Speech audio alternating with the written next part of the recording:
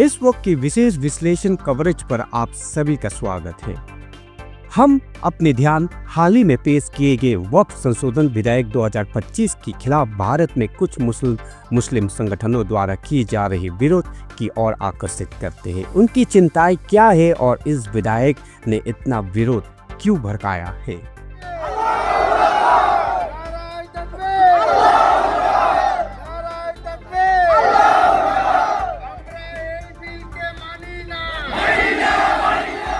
विरोधों को समझने के लिए हमें सबसे पहले वक्फ के बारे में जानना होगा। इस्लामी कानून में वक्फ एक अभिज्य धर्मांत बंदोबस्ती है जो आम तौर पर मुस्लिम धार्मिक या धर्मांत उद्देश्य के लिए एक इमारत, भूमि का भूखंड या अन्य संपत्ति दान करता है।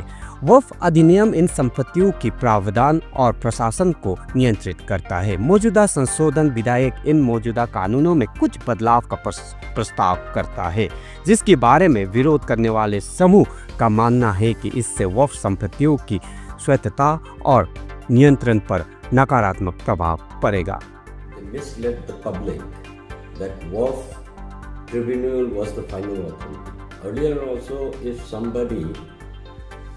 Despite of the fact getting relief from the tribunal or not getting relief from the tribunal, they could approach to the High Court. So saying that this time they have invoked that it can be challenged in High Court. So it was already existing. As far as the constituent of the Waqf Board, I must say out here that it was always the government which has appointed the Waqf Board. There is nothing new. वक्फ संशोधन विधेयक 2025 की कई प्रमुख पहलुओं ने विरोधों को जन्म दिया है। एक प्राथमिक चिंता वक्फ संपत्तियों की प्रावधान और सर्वेक्षण में केंद्र सरकार और वक्फ काउंसिल ऑफ इंडिया को दी जा रही बढ़े हुए शक्तियों की इर्द गिर्द घूमती है।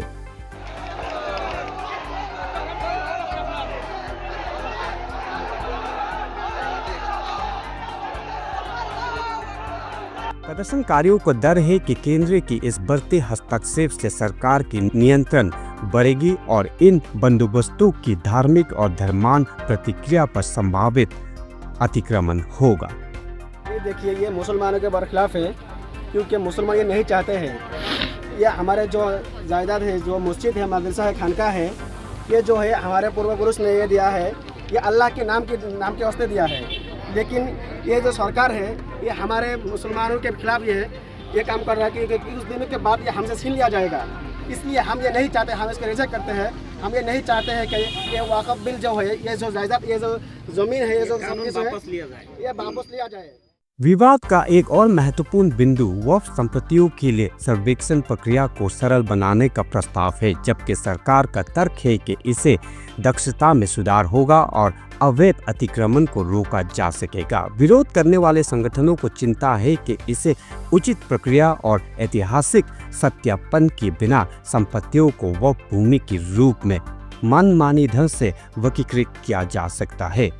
उनका डर है कि इससे मालिकों और संस्थानों को बेदखल किया जा सकता है।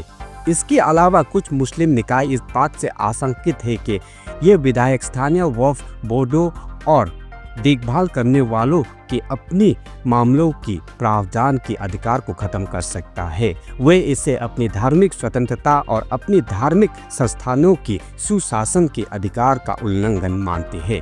विधेयक पेश करने से पहले मुस्लिम धार्मिक नेताओं और संगठनों के साथ पर्याप्त परामर्श की कमी के बारे में भी चिंता जताई गई है, जिससे उनके समुदायों के धार्मिक बंदोबस्त को सीधा प्रभावित करने वाले मामला में दरकिनार किया जाने की भावना पैदा हो रही है।